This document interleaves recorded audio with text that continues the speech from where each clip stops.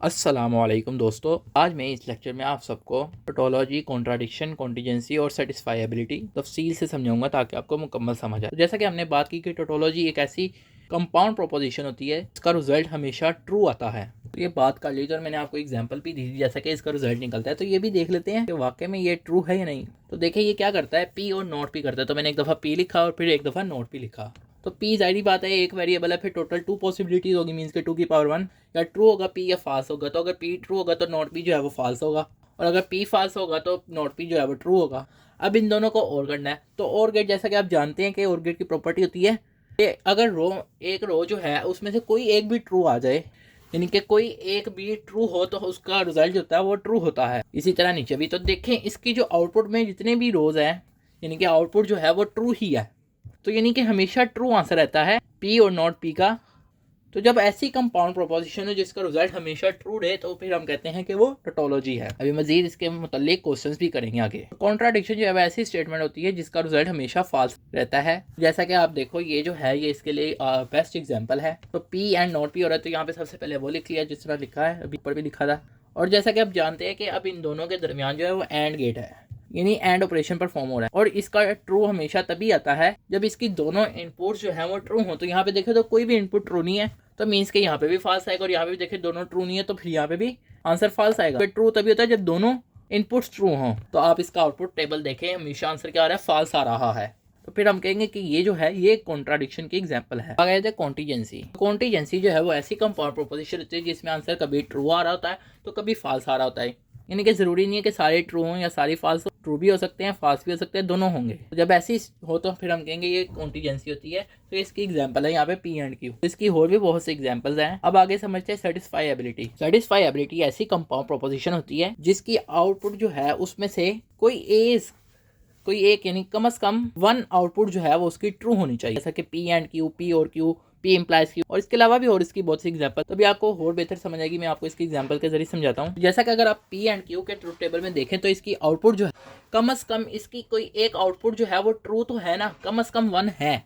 फिर हम कहेंगे ये पी एंड क्यू जो है वो भी सेटिस्फाइबिलिटी है। इसी तरह पी और क्यू भी, इसमें भी देखिए कम से कम एक जो आउटपुट है वो ट्रू तो है। कम से कम का मतलब होता है कि एक या उससे ज्यादा। तो अगर एक भी ट्रू है तब भी सेटिस्फाइबिलिटी है, अगर एक से ज्यादा है तब भी सेटिस्फाइबिलिटी है, यानी ट्रू अगर उसकी आउटपुट आ रही है। इसी तरह पी इम्प्लाइज क्यू में देखें कोई एक जो है इसमें कंडीशन जो है यानी आउटपुट जो है वो ट्रू आ रही है तो फिर इस वजह से ये भी सेटिस्फाइबिलिटी है। हमने कमेंट में बताना है कि पी बाई डायरेक्शनल क्यू जो है या बाय कंडीशनल क्यू जो है क्या ये सेटिस्फाइबिलिटी है या नहीं। तो कमेंट में आप जवाब दिया करें। बहुत से दोस्त जवाब नहीं देते, कोई एक दो जवाब देता है, तो सारे जवाब दे ताकि पता चले कि आपको समझ आई है या नहीं। अब बात करते हैं कि इनके क्वेश्चन किस तरह आते हैं। अब आपको आता है इस तरह, कोई भी आपको कुछ दे दी जाएगी, कोई एक्सप्रेशन दी गई होगी और आपको कहा जाएगा कि प्रूफ करो कि ये टोटोलॉजी या कॉन्ट्राडिक्शन है। यानी कि वो देगा, वो सही एग्जाम्पल देगा, आपको अपने से बना के नहीं देगा, यानी ऐसी एग्जाम्पल होगी जो सही होगी। तो यहाँ पे उसने कहा है कि ये प्रूफ करना है कि ये टोटोलॉजी है। मैं कहता हूँ कि लेट कर लो कि x जो है वो इज इक्वल है ये इस प्रोपोजिशन के, और y जो है वो प्रोपोजिशन p के बराबर है। तो फिर हमारी ये जो है ये चेंज हो जाएगी, क्या हो जाएगी, x इम्प्लाइज y, मीन्स के यूं यानी कि ये जो चीज़ है ये x के बराबर की है तो ये x होगी इम्प्लाइज, और p जो है वो हमने y के बराबर है तो y आ गया। जैसा कि मैंने आपको p इम्प्लाइज q की DNF फॉर्म जो होती है वो ये है, यानी कि इसको इस तरह भी लिख सकते हैं। तो फिर ये x इम्प्लाइज y जो है उसे भी तो हम इस तरह लिख सकते हैं, मीन्स के यूं। तो अब जो है यहाँ पे हम क्या करेंगे, x की जगह ये वाली वापस लिख देंगे और y की जगह जो हमने लेट किया था वापस उसे एक्चुअल प्रोपोजिशन लिख देंगे जो है, मीन्स के यूं। तो ये मैंने लेट करवाया कि आपकी आसानी के लिए करवाया, चाहे आप लेट करें या ना करें, आप लेट किए बगैर भी डायरेक्ट फार्मूला लगा सकते हैं, आपकी मर्जी है।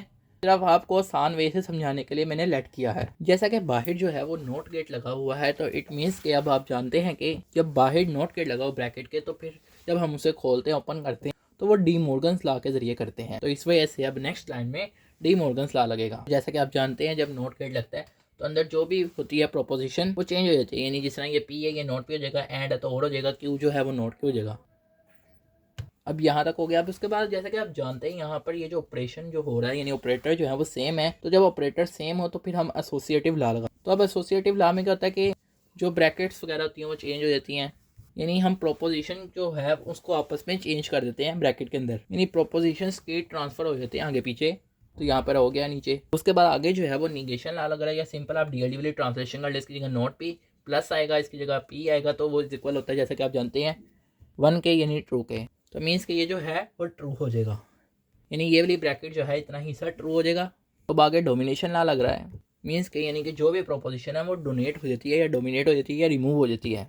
तो यहाँ पर अब हमारा ट्रू आ गया आंसर। सिंपल डी वाली ट्रांसलेशन करने, टी की जगह 1 लिखें, इसकी जगह प्लस लिखें, इसकी जगह क्यू कॉम्प्लीमेंट लिखें। तो जैसे कि आप जानते हैं प्लस जो है और ग्रेट वाली प्रॉपर्टी को फॉलो करता है कि उसकी कोई भी एक इनपुट जो है 1 हो तो उसकी आउटपुट को 1 कर देता है। तो 1 जो होता है वो ट्रू होता है, तो ट्रू लिख देंगे यहाँ पर। तो जैसे मर्जी कर लें, लेकिन लास्ट जो है वो लिखना ज़रूरी है। डी वाली ट्रांसलेशन ना लिखें यहाँ पर, आप सिर्फ लास्ट लिखें लाइन के आगे, यानी कि जो सी लाइन में जो सा ला यूज़ हो रहा है। ये देखें, ये हमारा टी के बराबर आ गया, मीन्स के ट्रू हो गया। तो इट मीन्स कि ये जब टी आ जाए, यानी कि इस पूरी प्रोपोजिशन, तो इसका मतलब यही होता है कि इसकी हर रो जो होगी वो ट्रू होगी। तो फिर हम कहेंगे कि जैसा कि इसका आंसर ट्रू आया तो फिर ये जो है एक टोटोलॉजी है। तो इसके मतलब इसी तरह क्वेश्चन आते हैं, आपको क्वेश्चन कोई भी दे देता है और आपको कहता है कि इसे प्रूव करो कि ये एक टोटोलॉजी है या कॉन्टीजेंसी है या कॉन्ट्राडिक्शन है। तो कॉन्टीजेंसी तो बहुत ईजी होती है। अब कॉन्ट्राडिक्शन वाले सवाल की भी बात कर लेते हैं। अब ये जो क्वेश्चन है इसमें हमने प्रूव करना है कि ये एक कॉन्ट्राडिक्शन है। अब इसे सॉल्व करते हैं। बाहर नॉट गेट लगा हुआ है ब्रैकेट के, मीन्स के ये पूरी ब्रैकेट के बाहर नॉट गेट लगा हुआ है, मीन्स के यहाँ पे फिर डिमॉर्गन लॉ लगेगा। तो जैसा कि डिमॉर्गन लॉ के तहत जो होता है अंदर जो भी चीज़ होती है ब्रैकेट के वो चेंज होती है। जैसा कि यहाँ पे पी है तो नॉट पी हो जाएगा, ये और है तो एंड हो जाएगा, और ये नॉट था तो नॉट खत्म हो गया इस ब्रैकेट के बाहर और ये ऐसे आ गई। अब जैसा कि आप यहाँ पे देखें तो यहाँ पे दोनों जो ऑपरेशन है वो सेम परफॉर्म हो रहे हैं। तो जब दोनों सेम ऑपरेशन परफॉर्म हो रहे हो तो हम एसोसिएटिव लॉ लगाते हैं, और जब डिफरेंट हो तो डिस्ट्रीब्यूटिव लॉ। तो फिर क्या हुआ, ब्रैकेट जो है वो चेंज होगी, यानी कि ये ब्रैकेट इस तरह आ गई और यानी कि सारा कुछ उसी तरह लिखा हुआ है, तो ब्रैकेट चेंज हुई। तो अब यहाँ पर जो है वो निगेशन लॉ लग रहा है, या आप सिंपल डी ट्रांसलेशन कर लीजिए, नॉट पी है नॉट पी और साथ में मल्टीप्लाई हो रहा है, और किससे हो रहा है, पी से हो रहा है। तो ये इक्वल होता है जैसे कि 0 मीन्स के फॉल्स, तो इसकी जगह फॉल्स आ गया और ये ऐसे ही आ गया। अब यहाँ पर जो है वो डोमिनेशन लॉ लग रहा है, कैसे लग रहा है, सिंपल डी ट्रांसलेशन कर ले, एफ की जगह 0 आ गया, एंड है यानी मल्टीप्लाई हो रहा है क्यू से, तो 0 मल्टीप्लाई क्यू इज इक्वल है 0, और 0 का मतलब होता है फॉल्स।